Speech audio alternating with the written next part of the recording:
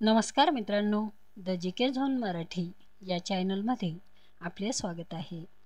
सर्व स्पर्धा परीक्षांसाठी अतिशय उपयुक्त असलेले चालू घडामोडीवर काही निवडक प्रश्नोत्तरे आपण पाहणार आहोत.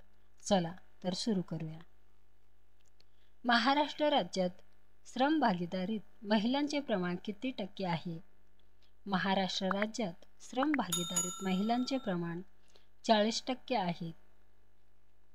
महाराष्ट्रातील कोणत्या जिल्ह्यात पादत्राणे आणि चर्म उद्योग समूह विकास प्रकल्पाची उभारणी करण्यात येणार आहे?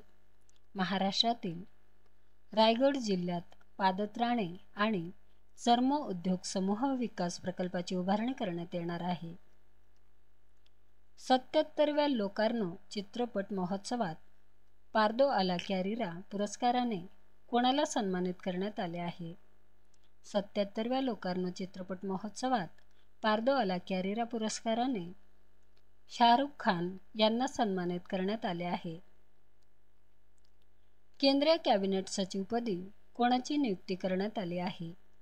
केंद्रीय कॅबिनेट सचिवपदी के.व्ही. सोमनाथन यांची नियुक्ती करण्यात आली आहे. बँकिंग कायदे विधेयक 2024 कोणी लोकसभेत सादर केले आहे? बँकिंग कायदे विधेयक 2024 निर्मला सीतारमण यांनी लोकसभेत सादर केले आहे. पॅरिस ऑलिम्पिकमध्ये कोणत्या देशाने सर्वाधिक पदके जिंकले आहे? पॅरिस ऑलिम्पिकमध्ये अमेरिका या देशाने सर्वाधिक पदके जिंकले आहे. पॅरिस ऑलिम्पिक स्पर्धेत पदक तालिकेत भारत देश कितव्या क्रमांकावर आहे?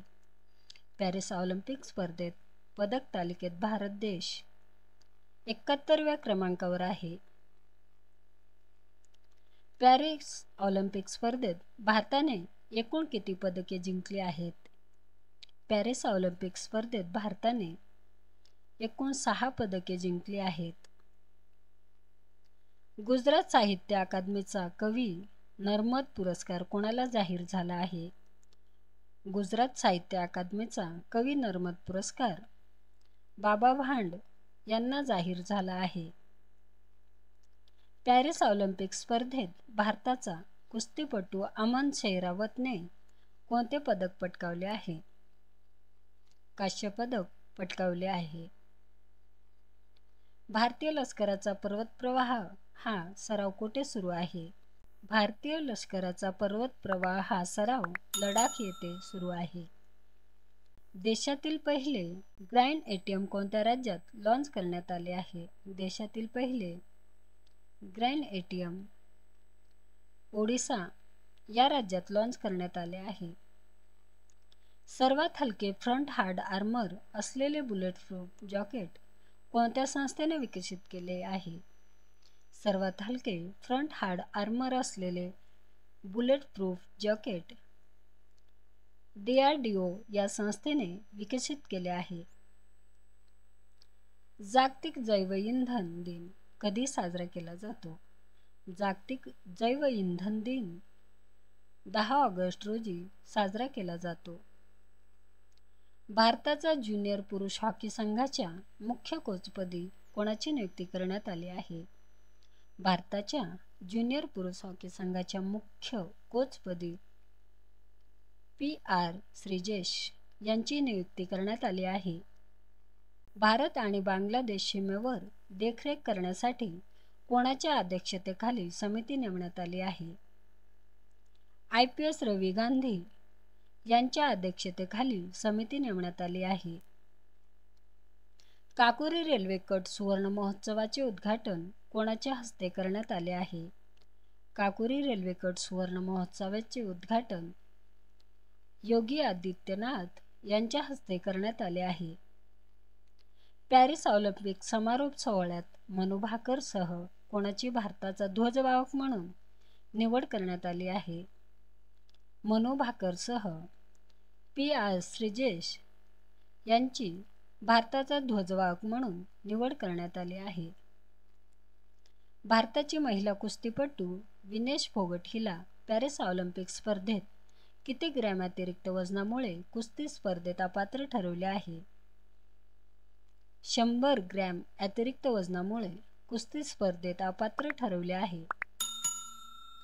भारतीय वायुसेनेने अस्त्र मार्क 1 मिसाईल उत्पादनाला मान्यता दिली असून ते कोणत्या प्रकारचे मिसाईल आहे? ते एअर टू एअर या प्रकारचे मिसाईल आहे.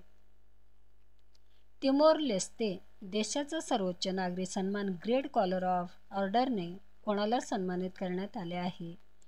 तिमोर लेस्ते देशाचा सर्वोच्च नागरी सन्मान ग्रेट कॉलर ऑफ ऑर्डरने द्रौपदी मुर्मू यांना सन्मानित करण्यात आले आहे.